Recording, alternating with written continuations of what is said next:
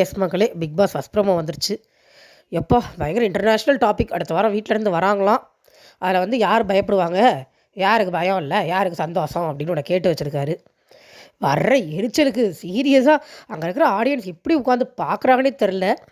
நம்ம general audience அங்கே இருந்தோன்னா கள்ளக்கொண்டு விஜய் சேதுபதியில் அடிச்சிருவோம். அவ்வளோ கோவம் வருது. அவ்வளோ டாபிக் இருக்குது பேசுகிறதுக்கு. அதை விட்டுட்டு இதில் பின்னாடி ஒரு ரொமான்டிக் மியூசிக் வேறு கேட்குதுங்க கருமம். டொண்டொடாயின்னு ஒரு மியூசிக்கை வேறு போட்டு எல்லோரும் பார்வதிக்கு தான் முக்கால்வாசி பேர் பயம்ன்றாங்க. கனி ஆதரிக்கு சொல்கிறாங்க, சுபிக்ஷா எஃப்ஜேக்கு சொல்கிறாங்க. இதெல்லாம் சொல்கிறக்கு எனக்கு எரிச்சலாக இருக்குது. இல்லை, இது ரொம்ப முக்கியமான தெரியாமல் தான் கேட்குறேன். எவ்வளோ ஒரு டாப்பிக்கும் டிஸ்கஸ் பண்ணல. வெறும் வெள்ளிக்கிழமை நடந்ததை மட்டும் வச்சு ஒரு டிஸ்கஷன் பண்ணி முடிச்சுட்டு போயிட்டார். அப்போ திங்கக்கிழமையிலேருந்து வியாழக்கிழமை வரைக்கும் பார்த்து நம்மளாம் முட்டாளா?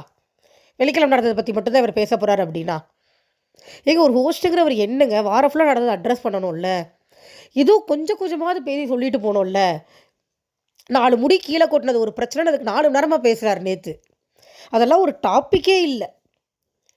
அவருக்கு தெரியும்ல இன்றைக்கி எஃப்ஜே ஆதரை எலிமினேட்டட். மற்றவங்கள பற்றி பேச வேண்டிதானே. இதில் பிரஜன் வேறு சோஷியல் மீடியாவில் போஸ்ட்டு, என் பொண்டாட்டி ஏன் எல்லோரும் ப்ளேம் பண்ணுறாங்கன்னே தெரியல அப்படின்னு. உன் பொண்டாட்டி தான்டா வீட்டில் இருக்க எல்லாரையும் ப்ளேம் பண்ணிக்கிட்டு இருக்கா, முடிவு எட்டவனே அப்படிங்கிற மாதிரி இருந்தது சீரியஸாக. அவர் பொண்டாட்டிக்கு ட்ராமான்றாரு, அவருக்கும் ஏதோ ட்ராமா இருக்கும் போட்டிருக்கு.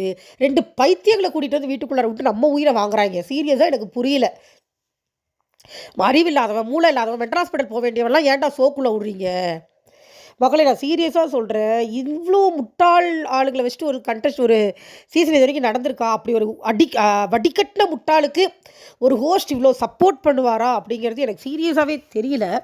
இப்போ சாண்ட்ராக்கு ட்ராமா இருக்குன்றாங்க. அப்போ அவங்க எல்லாமே அந்த ட்ராமாவில் பண்ணுறாங்கன்னு நான் எடுத்துக்கணுமா? அப்போ அவங்க நந்தினி மாதிரி கத்திட்டு வெளியில் போயிருக்கணும்ல. எல்லாரும் உண்மையிலே ட்ராமா இருந்தால் அவங்களுக்கு ட்ராமாலாம் ஒன்றும் கிடையாது. அவங்களுக்கு அவங்களோட அடிப்படை குணமே ரொம்ப மோசமாக இருக்குது.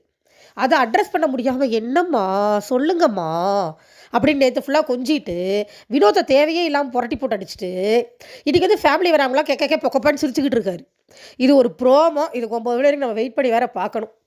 கன்றாவிங்க சீரியஸாக. இதுக்கப்புறம் இன்றைக்கி ஒன்றுமே இருக்காதுங்க. அவ்வளோதான். பக்கன்னு சிரிச்சுட்டு எலிமினேட் பண்ணி விட்டுட்டு கிளம்பி போயிடுவார். வேறு கண்டென்ட் கிடையாது, இப்போயே சொல்லிடுறேன். என்னத்தையாவது பார்ப்போம். தேங்க்யூ.